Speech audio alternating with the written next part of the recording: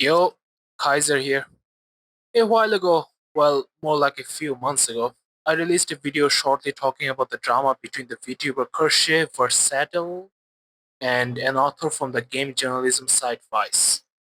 Now, I gotta say, that video was not good, to say the least. My lazy ass almost did zero research on that video, especially on Kirsche herself, and boy, do I feel like Oppenheimer right now. And honestly, that is kinda my fault, not gonna lie, as I slowly realized that the internet's most infamous, innocent, foxy VTuber might not be so innocent after all.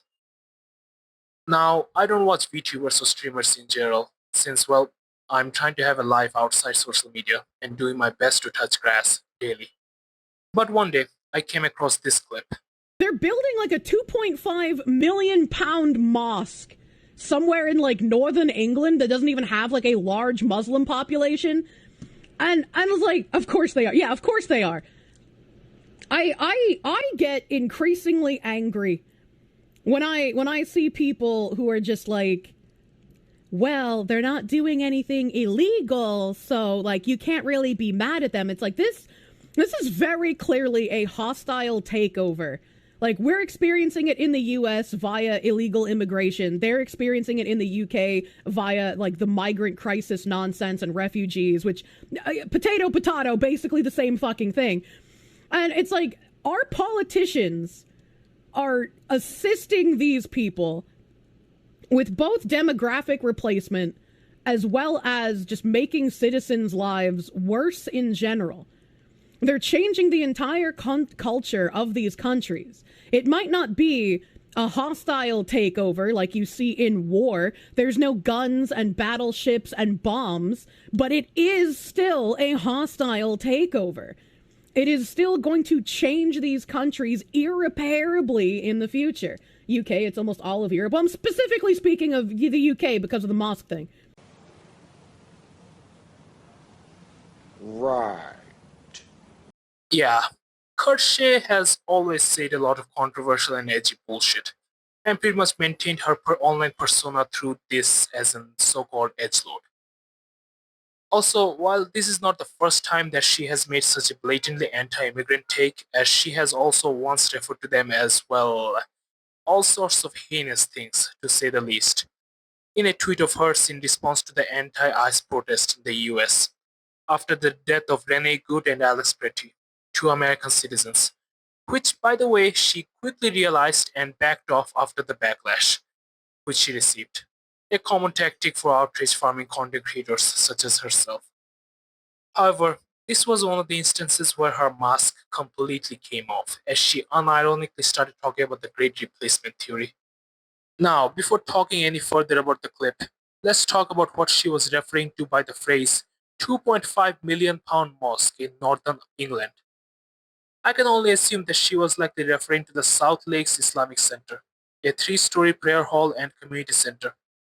According to reports by the BBC and The Guardian, the mosque was community funded and commissioned by a group of doctors at the Furness General Hospital in Borough, so that them and their families don't have to travel 50 miles, which is 80 kilometers, to Lancaster for the nearest mosque, which is honestly an insane distance to travel just so you can pray. It also needs to be mentioned that Kirsche was sort of implying with the 2.5 million pound statement that the building being built is a mega mosque, which is not true. The Borough Council in 2023 had released a fact sheet stating that the mosque could be 33 feet tall and 98 feet long.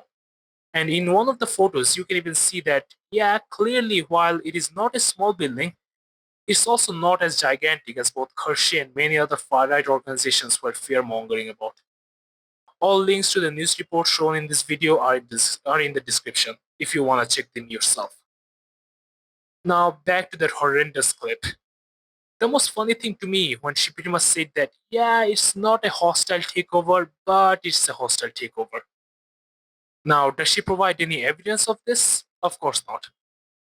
I don't know whether it's intentional or not, but she is definitely using one of the classic tricks from the Seven Principles of Persuasion by Dr. Robert Cialdini, which is scarcity through fear-mongering.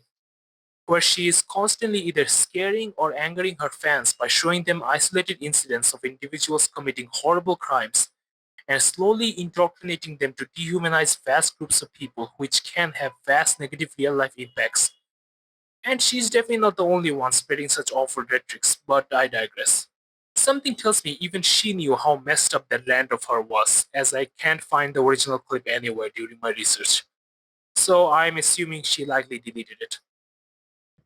Now, this great replacement conspiracy theory and this belief that Christianity is being replaced by Islam and other religions is simply plain bullshit. If you think about it for even a second, a simple Google search breaks this lie in an instant. As per the Office of National Statistics, who have done a study on 2021 regarding the religious affiliations of the population of both England and Wales, can you guess what is the most practiced religion of those two countries? I'll give you 5 seconds. If you answered Christianity, then well done. Congratulations, you would be correct. Surprising almost no one. Approximately 46.2% of the population identified as Christians. And you know what's the most funniest part? Christians are not competing with Muslims, Indians, Jewish, or any other faith. Their biggest competition are simply just atheists. People who identified as having zero religious affiliations comprised of approximately 37.2%, making them the second highest demographic. This is the full chart. And as you can see, both Christians and atheists absolutely dwarf literally any other faith in this list. And also, as I mentioned before, this is a study from 2021. So the numbers of both of these demographic have likely doubled by now. So this whole argument of a quote-unquote hostile takeover by Muslims or any other religion in Western countries is either ignorance at best or is malicious at worst.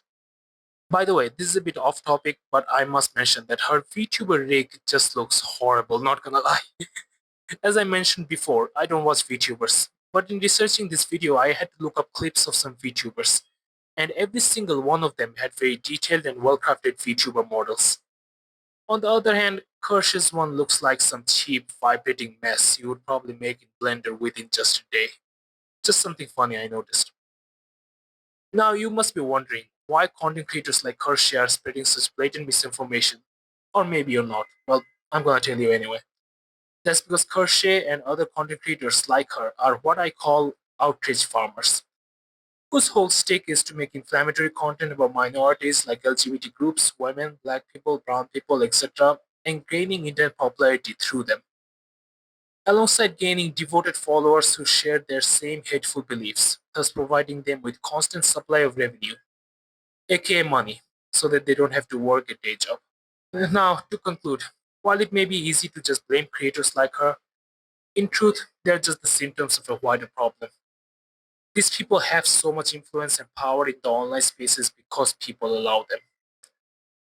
We arguably live in an age where we have unlimited access to knowledge of both the present and the past.